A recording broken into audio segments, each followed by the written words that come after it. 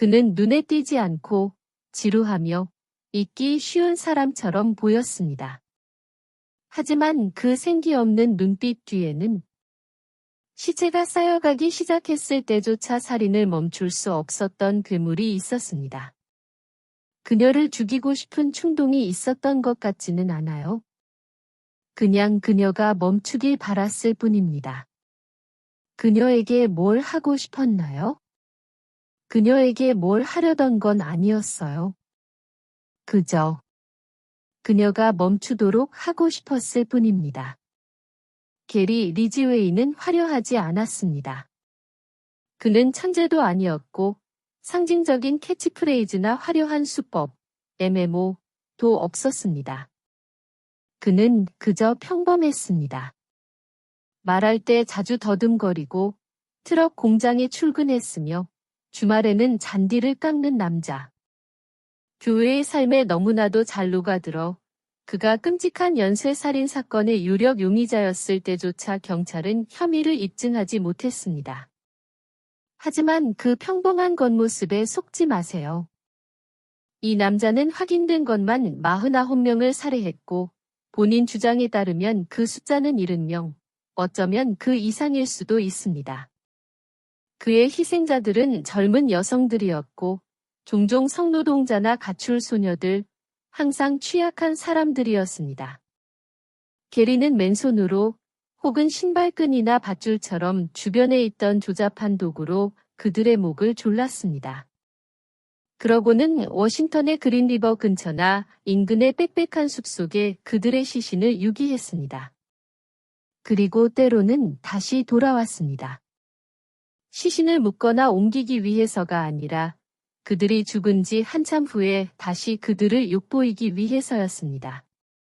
때는 1980년대 초 워싱턴주 킹카운티에서는 시신이 빠르게 발견되고 있었습니다.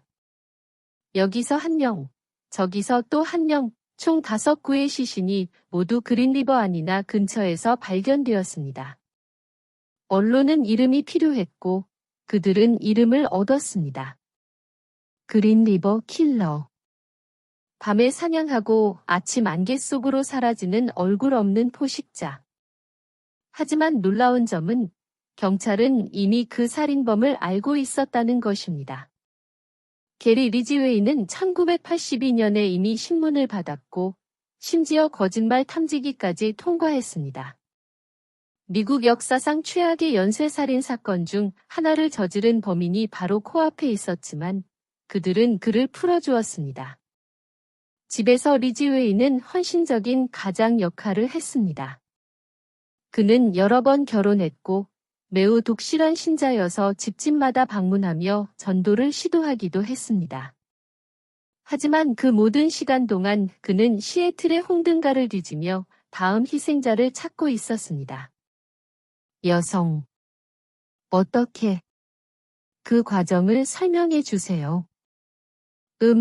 그들 중 한 명은 제가. 여자가 차에 타면 그녀는 이미 차에 있는 거죠. 그녀가 차에 탔다고 칩시다.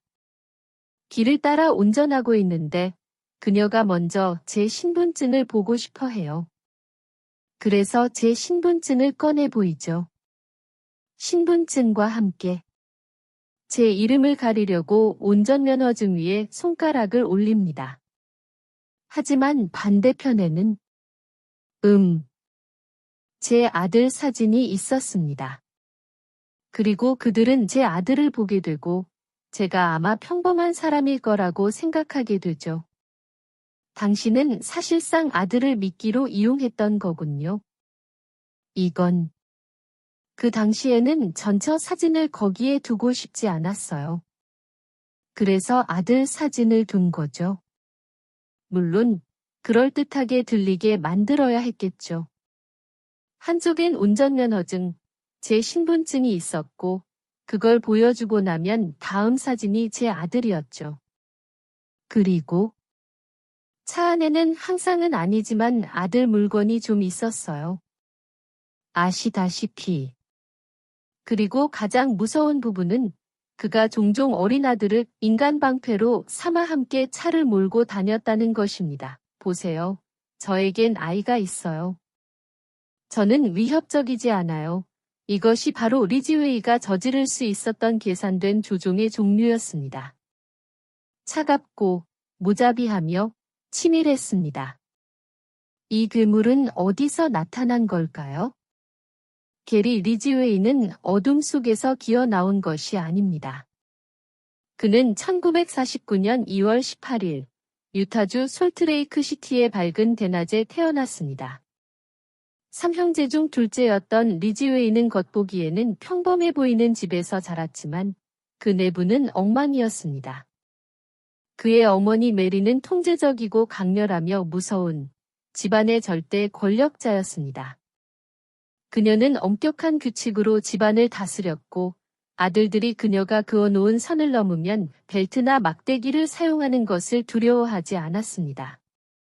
버스 운전사였던 그의 아버지는 전혀 도움이 되지 않았고 종종 자신의 운행 노선에서 보는 성노동자들의 더러움에 대해 불평을 쏟아냈습니다. 그 끊임없는 비난은 게리의 뒤틀린 세계관에 스며들어 악몽을 만들어낼 즈음으로 골마갔습니다. 게리는 나중에 심리학자들에게 어머니에 대해 분노와 성적 매력을 동시에 느꼈다고 말했습니다. 벨트로 자신을 훈육하고 집안을 지배했던 바로 그 여인이 그의 폭력적인 환상의 대상이었습니다. 그는 심지어 그녀를 죽이는 상상까지 했습니다. 지금까지는 교과서적인 연쇄살인범의 기원 이야기처럼 들립니다. 하지만 더 나빠질 때까지 기다려보세요. 고등학교 시절 리지웨이는 이미 뒤처지고 있었습니다. 그는 난독증이 있었고 수업에 어려움을 겪었으며 1년 유급했습니다. 그의 IQ는 80대 초반을 맴돌았지만 그는 지능의 부족함을 훨씬 더 사악한 것으로 메웠습니다. 불과 16살 때 그는 상상할 수 없는 짓을 저질렀습니다. 6살짜리 남자아이를 숲으로 유인해 갈비뼈를 찔러간을 관통시킨 것입니다. 아이는 살아남았지만 게리 리지웨이는 살인자가 되기 위한 첫 실질적인 발걸음을 내디뎠습니다. 그리고 아무도 알아채지 못하는 것 같았습니다. 후속 조치도 심각한 처벌도 없었습니다. 그저 거친 가정에서 자란 또 다른 분노한 아이일 뿐이었습니다. 하지만 그 10대 소년의 내면에서는 분노와 굶주림, 그리고 결국 그를 사로잡아 수십 명의 여성을 죽음으로 몰고 갈 강박관념이 자라나고 있었습니다. 게리 리지웨이는 1969년 타이 고등학교를 졸업하고 당시 많은 젊은이들이 그랬던 것처럼 10대 여자친구였던 클라우디아 크레이그와 결혼하고 해군에 입대했습니다. 겉보기에는 그가 자신의 길을 찾은 것처럼 보였습니다. 하지만 게리는 결코 한 길에 오래 머물지 않았습니다. 그는 베트남으로 파병되어 보급선에서 복무하며 전투를 겪었습니다. 하지만 그에게 상처를 남긴 것은 총알이 아니라 사창가였습니다. 해외에 있는 동안 리지웨이는 현지 성노동자들과 자주 관계를 맺었습니다. 그는 심지어 임질에 걸려 격분했지만 그것이 그를 멈추게 할 만큼은 아니었습니다. 그 강박관념은 이미 자리를 잡기 시작했고 그렇게 그의 첫 번째 결혼은 1년 만에 끝나고 말았습니다. 미국으로 돌아온 리지웨이는 이중생활이라는 단어에 완전히 새로운 의미를 부여했습니다. 두 번째 부인 마샤 윈슬로와 결혼할 무렵 그는 극도로 종교적이 되었습니다. 그는 집에서 큰 소리로 성경을 읽고 설교 후에 울었으며 마치 영혼을 구원하는 사명을 띈 것처럼 집집마다 방문하며 전도했습니다. 하지만 낮에는 성경 구절을 읊조리면서 밤에는 성노동자를 찾아 거리를 배회했습니다. 그의 욕구는 만족을 몰랐습니다. 그의 전처들과 여자친구들은 그가 하루에도 여러 번, 종종 공공장소나 심지어 몇 년 후 그의 희생자들의 시신이 발견될 숲속에서 성관계를 요구했다고 말했습니다. 외부 세계의 리지웨이는 이상하지만 해롭지는 않은 사람으로 비쳤습니다. 종교에 좀 너무 심취하고 약간 이상하지만 무서운 정도는 아니었습니다. 하지만 문이 닫힌 뒤에서 게리는 무너져 내리고 있었습니다. 그는 매춘부에 대한 병적인 집착을 가지고 있었고 그것은 단순한 욕정이 아니라 증오이기도 했습니다. 불타는 분노였습니다. 그는 법정에서 그들에게 돈을 지불하고 싶지 않았고 그들의 생명을 끝내는 것이 정당하다고 느꼈다고 인정했습니다. 어떤 이들은 그가 자신과의 전쟁을 벌이고 있었다고 믿습니다. 그의 날 것 그대로의 동물적인 충동이 의롭게 느끼고 싶은 절박한 필요와 충돌했던 것입니다. 설교자와 포식자 사이의 그 긴장감은 미국 역사상 가장 끔찍한 연쇄살인 사건 중 하나의 동력이 되었습니다. 이 모든 일이 벌어지는 동안 그는 마샤와의 사이에서 아들을 두었습니다. 한 아이가 무대 뒤에서 무슨 일이 벌어지는지 전혀 모른 채 연쇄살인범 아빠와 함께 자라고 있었던 것입니다. 게리 리지웨이는 1982년 여름 자신의 증오를 행동으로 옮기기 시작했습니다. 그때 그의 첫 번째로 알려진 희생자의 생명 없는 시신이 그린리버 강둑을 따라 떠올랐습니다. 그녀의 목에는 산업용 스프레이 페인트가 묻은 옷 조각이 감겨 있었습니다. 그 페인트는 20년이 지나서야 분석될 것이었습니다. 당시에는 그저 또 하나의 간과된 세부 사항에 불과했습니다.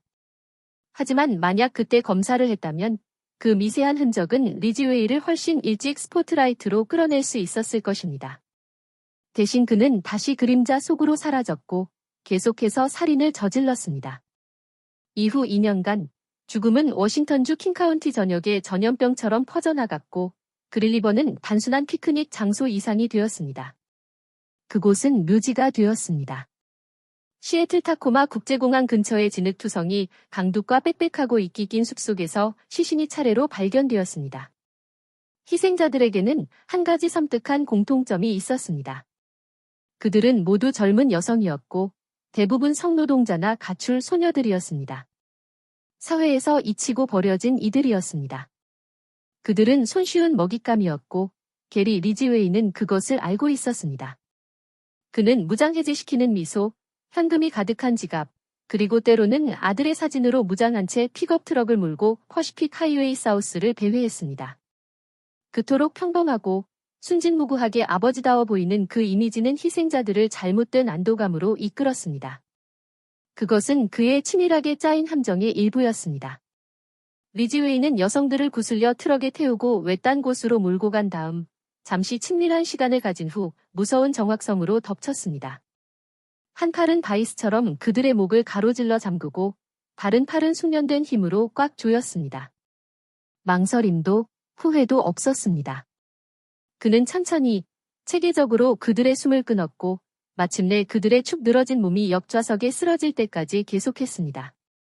종종 그는 자신의 집이나 트럭에서 그들을 죽였고 다른 때에는 아무도 그들의 마지막 숨소리를 들을 수 없는 숲 한가운데서 죽였습니다. 그런 다음 그는 시체들을 옷을 벗긴 채 양치식물과 흙더미 사이에 뒤틀린 모습으로 때로는 기괴하고 모욕적인 자세로 무리지어 유기했습니다.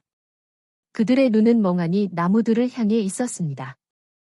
하지만 그의 잔혹함은 죽음으로 끝나지 않았습니다. 리지웨이는 때로는 며칠이 지나서 희생자들의 시체를 다시 찾아갔습니다. 그는 포식자가 자신의 사냥감을 지키듯 그들의 무덤으로 돌아와 나뭇가지 사이를 기어가 썩어가는 시신 옆에 누워 그들을 다시 욕보였습니다.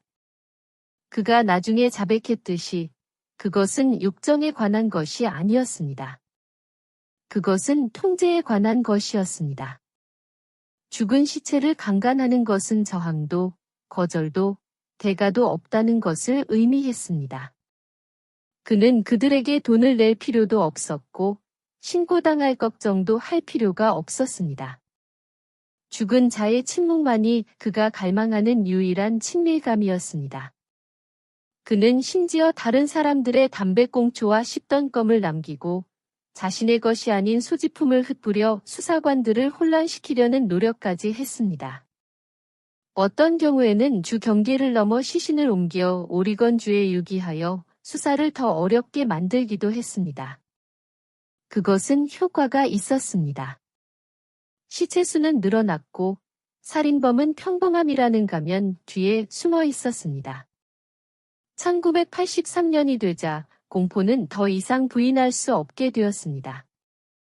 5명의 여성이 죽고 더 많은 이들이 실종되자 로버트 케펠과 데이브 라이커트 같은 베테랑 경찰들이 이끄는 그린리버 태스크포스가 결성되었습니다.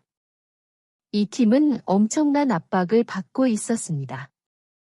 그들은 거의 법의학적 증거를 남기지 않고 평범한 노동자들 사이에 섞여 들어가는 유령을 쫓고 있었습니다.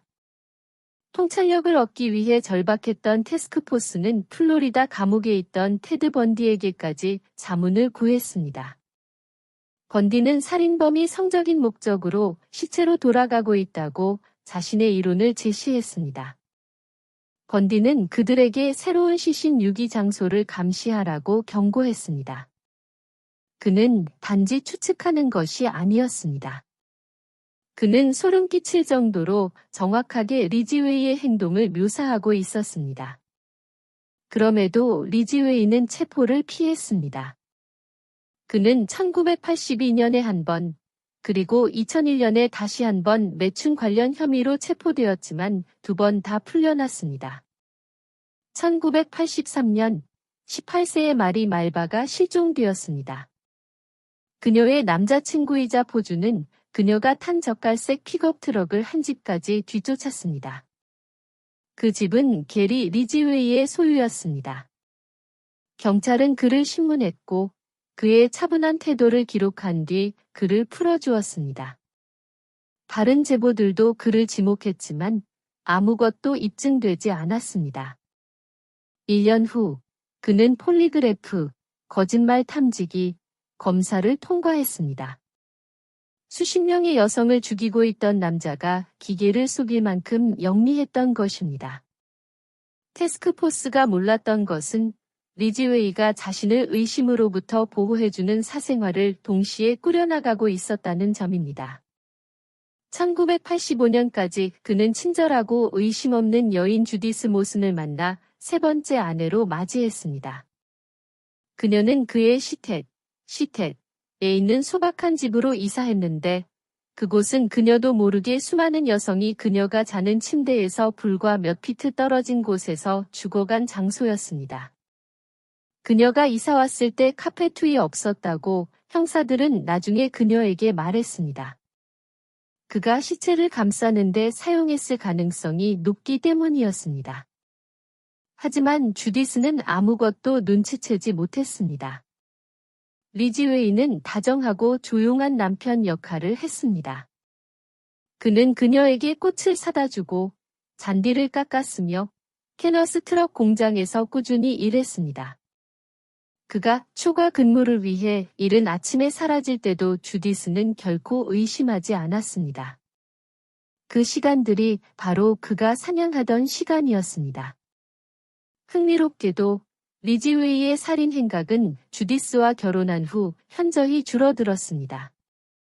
그는 나중에 수사관들에게 그녀가 자신을 만족스럽게 해줬고 진심으로 그녀를 사랑했으며 아마도 그 연약한 유대감이 그의 내면에 있는 폭풍을 억제하기에 충분했을 것이라고 말했습니다. 그의 49건의 확인된 살인 중 1988년 결혼식 이후에 일어난 것은 단 3건뿐이었습니다. 주디스 자신도 한 번은 제가 그의 아내가 되어 그를 행복하게 해줌으로써 생명을 구했다고 느껴요 라고 말했습니다. 하지만 사랑만으로는 그의 과거를 묻기에 충분하지 않았습니다. 1987년 수사관들은 리지웨이에게서 타액과 머리카락 샘플을 채취하여 수년간 증거물 보관함에 보관했습니다. 2000년대 초 DNA 프로파일링 기술이 발전하면서 비로소 과학이 그를 따라잡았습니다. 1년 후인 11월, 그가 캐너스에서 트럭 도색 작업을 하고 있을 때 경찰이 들이닥쳐 그를 체포했습니다. 20년간의 공포는 그 공장 바닥에서 멈췄습니다. DNA는 리지웨이를 마샤 체프먼, 오팔 밀스, 신시아 하인스, 그리고 캐롤앤 크리스텐슨의 살인사건과 연결지었습니다. 그들은 모두 킹카운티 전역의 쓰레기처럼 버려졌었습니다.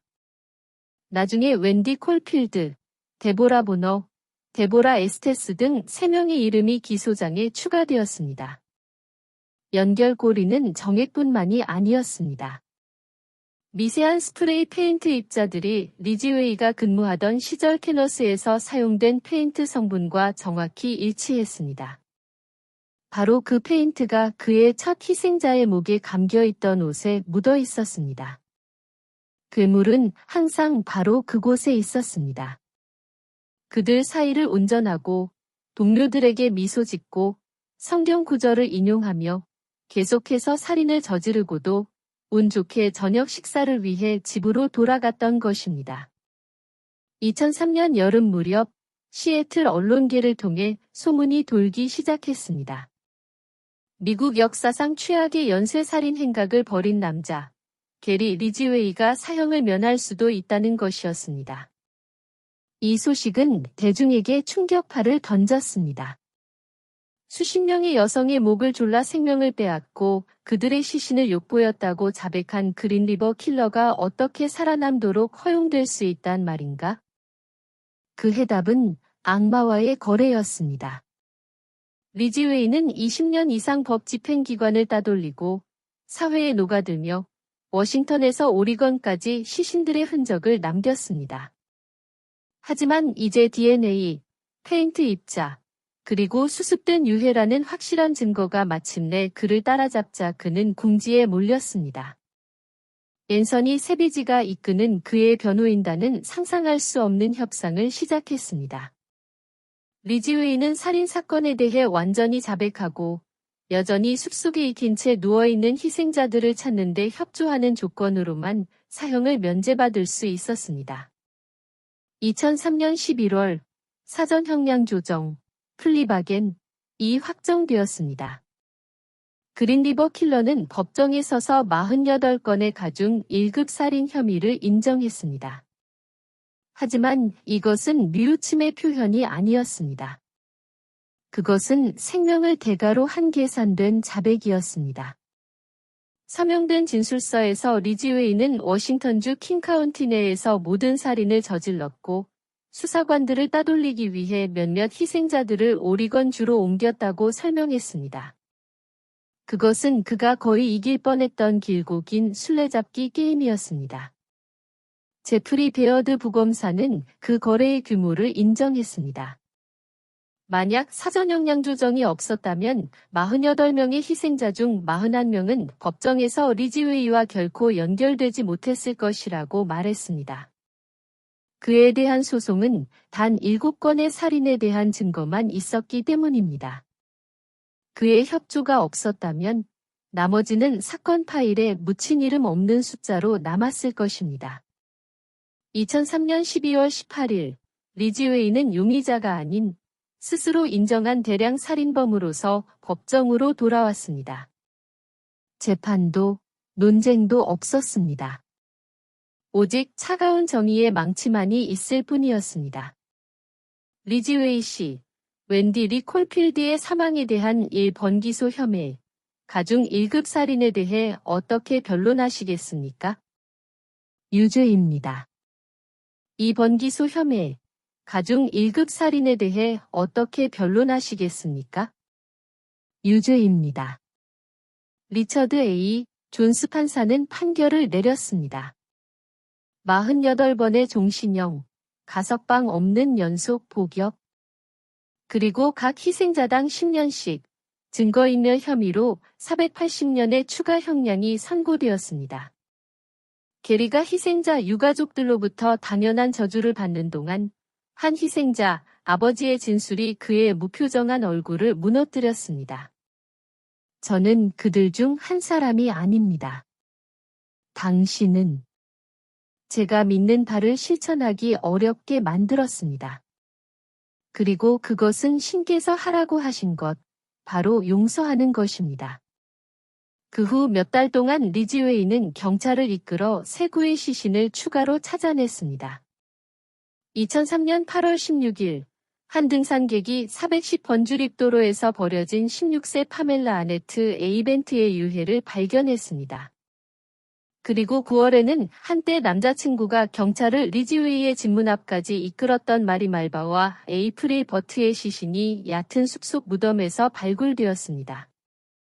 2년 후인 11월 20일 아이사카에서 주말 등산객이 인간 두개골을 우연히 발견했습니다. DNA는 그것이 1983년 노스게이트 몰에서 사라진 19세 트레이시 윈스턴의 것임을 확인해 주었습니다.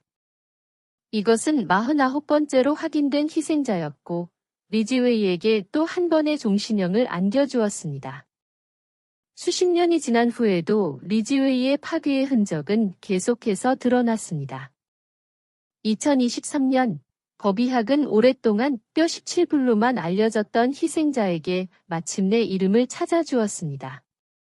그녀는 1982년에 마지막으로 목격된 15세의 로리엔 라스포트닉이었습니다. 그녀의 유해는 신원이 확인되기까지 거의 40년을 기다렸습니다. 5개월에 걸쳐 리지웨이는 생기 없는 눈으로 불안할 정도로 차분하게 수사관들과 마주 앉아 자백을 하나씩 쏟아냈습니다. 어떤 인터뷰에서는 65명의 희생자를, 다른 인터뷰에서는 71명을 주장했고, 종종 이름은 기억하지 못하고 장소, 모호한 외모, 또는 그가 시신을 남긴 곳만을 기억했습니다. 2004년 2월 9일, 검찰은 녹화된 자백 영상을 공개하기 시작했습니다. 세상이 본 것은 미우치는 남자가 아니라 여성을 목 졸라 죽이는 것을 아침 일과처럼 이야기하는 냉담하고 사실적인 살인범이었습니다. 그는 한치의 부끄러움도 없이 시체 애호증, 네크로필리어를 인정했습니다. 그는 나중 희생자들을 묻었던 이유가 다시 찾아가고 싶은 유혹을 참지 못할까 봐 스스로를 막기 위함이었다고 설명했습니다. 그는 매춘부들을 고른 이유가 꼬드기기 쉽고 대부분을 증오했기 때문이라고 자백했습니다. 리지웨이에게 그들은 버려도 되는 물건이었습니다. 그들의 삶은 그의 짧고 폭력적인 스릴을 넘어서는 아무런 의미가 없었습니다. 49명의 확인된 희생자로 리지웨이는 미국 역사상 다른 어떤 연쇄살인범보다도 더 많은 확인된 살인을 자백했습니다. 그러나 수사관들과 리지웨이 자신은 실제 숫자가 훨씬 더 높다고 믿고 있습니다. 수십 명의 여성이 여전히 실종 상태일 수 있으며 그들의 시신은 태평양 북서부 전역의 숲, 계곡, 강에 여전히 숨겨져 있을 것입니다. 그는 이제 왈라왈라 주립교도소에서 남은 날들을 보내고 있으며 다시는 자유롭게 걸을 수 없을 것입니다. 그린리버 킬러는 더 이상 고속도로를 배회하지 않습니다. 그는 철창 뒤에 갇혀 있습니다. 하지만 그가 남긴 상처, 저녁 식탁의 빈 의자, 집으로 돌아오지 못한 딸들, 자녀에게 무슨 일이 일어났는지도 모른 채 죽어간 어머니들, 그 모든 것은 여전히 남아있습니다. 2004년 1월, 게리 리지웨이가 워싱턴 주립교도소에 들어섰을 때 한때 포식자로서 고속도로와 뒷길을 배회하던 남자는 이제 그저 또 다른 수감자일 뿐이었습니다. 권력을 빼앗기고 죄수복을 입고 24시간 감시를 받게 된 것입니다. 하지만 리지웨이는 평범한 수감자가 아니었습니다. 그는 독방에 수감되었습니다. 다른 수감자들로부터 격리된 것은 그의 안전을 위해서가 아니라 그들의 안전을 위해서였습니다. 강간범과 살인범들 사이에서도 그의 이름은 혐오의 무게를 지녔습니다. 그의 범죄는 너무나 타락했고 너무나 많았으며 너무나 냉혈적이었습니다. 10년 넘게 그는 왈라왈라의 그 돌담 뒤에서 썩어가고 있었습니다. 그러던 2015년 5월, 그는 워싱턴에서 사라졌습니다. 조용히 주 경계를 넘어 콜로라도에 있는 최고 보안 등급의 연방교도소 USP 플로렌스 하이로 이송되었습니다. 이 움직임은 거의 눈에 띄지 않았습니다. 소문이 퍼지자 대중의 반발은 빠르고 격렬했습니다. 왜 미국 역사상 가장 악명 높은 연쇄살인범이 그가 범죄를 저지른 곳과 여전히 정의를 요구하는 가족들로부터 수백 마일 떨어진 다른 주에 수감되어 있는가? 제이 인슬리 주지사가 나섰고 버니 워너 교정부 장관도 개입했습니다. 곧 메시지는 분명해졌습니다. 리지웨이는 지도에서 사라지기에는 너무 중요한 인물이라는 것이었습니다. 그는 여전히 미해결 살인 사건 수사에 대한 비밀과 단서들을 그의 쇠락해가는 기억 속에 깊이 묻어두고 있었습니다. 2015년 10월 24일, 리지웨이는 워싱턴 주립교도소로 다시 이송되었습니다. 마치 뒤틀린 왕족처럼 족수에 채워지고 감시받으며 전세기를 타고 호송되었습니다. 그는 그 이후로 계속 그곳에 머물고 있습니다. 하지만 지금도 이야기는 끝나지 않았습니다. 2024년 9월, 리지웨이는 조용히 감방에서 나와 이 모든 것이 시작된 곳, 킹카운티 교도소로 다시 이송되었습니다. 이 움직임은 예고도 설명도 없이 비밀에 붙여졌습니다. 며칠 동안 그는 교도소 기록에서 사라져 기자들과 희생자, 유가족들 사이에서 의문을 불러일으켰습니다. 왜 지금인가? 왜 그인가? 그는 아직 무엇을 알고 있는가? 침묵은 2025년 3월, 봉인된 이송 명령서가 마침내 공개될 때까지 깊어졌습니다. 그 이유는 리지웨이가 여전히 수사관들을 시신으로 이끌고 있다는 것이었습니다. 더 많은 여성들, 더 많은 익힌 무덤들. 철창 뒤에서 20년이 지난 후에도 그린리버 킬러는 여전히 털어놓을 비밀을 가지고 있었습니다. 그리고 우리는 아마도 그들의 이름을 모두 알지 못할 것입니다. 많은 이들이 가출 소녀, 매춘부 또는 사회의 균열 속에 갇힌 어린 소녀들이었습니다. 그들의 실종은 거의 헤드라인을 장식하지 못했고 그들의 가족들은 그들이 아마 어딘가에 있을 것이라는 말을 들었습니다. 하지만 리지웨이는 더 잘 알고 있었습니다. 그는 그들이 잊히기 쉽기 때문에 그들을 사냥했습니다. 어떤 자백에서는 그들의 얼굴을 기억하기 힘들어했습니다. 그는 수사관들에게 모호한 세부 사항을 제공했습니다. 내가 울타리 옆에 남겨둔 소녀, 곡슬머리를 한 그 여자, 내가 다시 찾아갔던 그 여자. 그의 희생자들은 그들이 버려진 장소로만 정의되는 유령이 되었습니다. 수십 년간의 경찰 수사가 있었음에도 불구하고 그린리버 사건은 여전히 미완성으로 느껴집니다. 일부 유해는 등산객에 의해 발견되었고 다른 일부는 개에 의해 발굴되었으며 몇몇은 오직 리지웨이가 말하기로 동의했기 때문에 발견되었습니다. 그리고 일부는 숲속에 너무 깊이 묻혀 완전히 흙으로 돌아가 영원히 발견되지 않을 수도 있습니다. 오늘날까지도 FBI와 워싱턴주 수사관들은 누군가가 그들을 기억해주기를, 그들의 이름을 기다리는 시신들이 여전히 그곳에 있다고 믿고 있습니다. 그리고 그것이 게리 리지웨이의 마지막 끔찍한 유산입니다. 단지 그가 죽인 여성의 수가 아니라 그가 남긴 침묵. 우리가 결코 알지 못할 이름들, 결코 이야기되지 않을 이야기들. 그가 저지른 공포를 만회하기에 과연 어떤 처벌이 충분할 수 있을까요? 아니면 진정한 정의란 영원히 손에 닿지 않는 추구일까요? 여러분의 생각을 아래 댓글로 공유해주세요. 여기까지 보셨다면 다음에 나올 이 영상도 확인해보세요. 즐기실 수 있을 겁니다. 시청해주셔서 다시 한번 감사합니다.